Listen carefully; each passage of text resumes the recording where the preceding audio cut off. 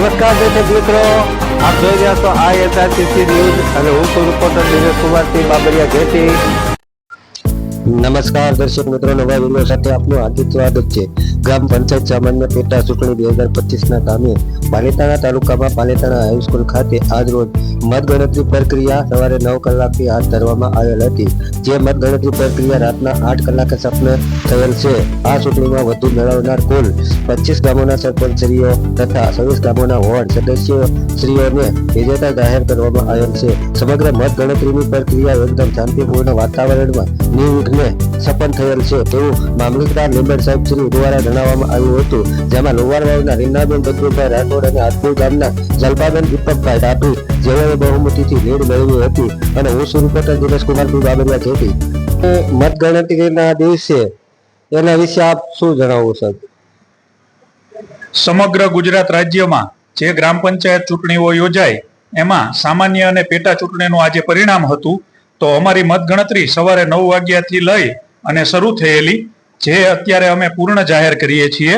અને આ મતગણતરીમાં કુલ 26 ગામોના સરપંચશ્રીઓ તથા જે વોર્ડમાંથી સદસ્યશ્રીઓ ચૂંટણી લડતા હતા એ પૈકી જે ઉમેદવારોએ સૌથી વધુ મત મેળવેલા છે તેવા ઉમેદવારોને આજે અમો દ્વારા વિજેતા જાહેર કરવામાં આવ્યા છે। અને સંપૂર્ણ મત ગણતરી દરમિયાન જે ઉમેદવારો, ચૂંટણી એજન્ટો, મતગણતરી એજન્ટો, સ્ટાફ મિત્રો અને પત્રકાર મિત્રો અહીં પધારેલ હતા એ સૌએ ખૂબ સારો સહકાર આપ્યો છે અને એકદમ શાંતિપૂર્ણ વાતાવરણમાં નિર્વિવાદિત રીતે આખી મતગણતરી પ્રક્રિયા સંપન્ન થઈ છે।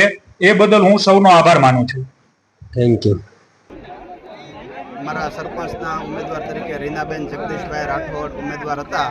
લોવારવાવ ગ્રામ પંચાયતની અંદર અમને જંગી બહુમતીથી જે લીડ મળી છે તેથી લોવારવાવ ગ્રામજનોનો હું ખૂબ હૃદયપૂર્વક આભાર માનું છું અને 5 વર્ષ જે કાંઈ મારાથી બનતી મહેનત કરી અને ગામના સારા કાર્યો થાય, વિકાસ થાય અને ગામની અંદર એકતા જળવાઈ રહે અને ગામના સારા કામ કરી અને ગામ એક સુંદર બને અને આખા તાલુકામાં મોડલરૂપ ગામનું નિર્માણ થાય એવા અમે પ્રયત્ન અમારી પેનલ સાથે કરશું। આભાર। અમારી પેનલ આખી સીધી છે। જલપાબેન દીપકભાઈ ડાભી સરપંચના ઉમેદવાર હતા અને હું સભ્યમાં હતો।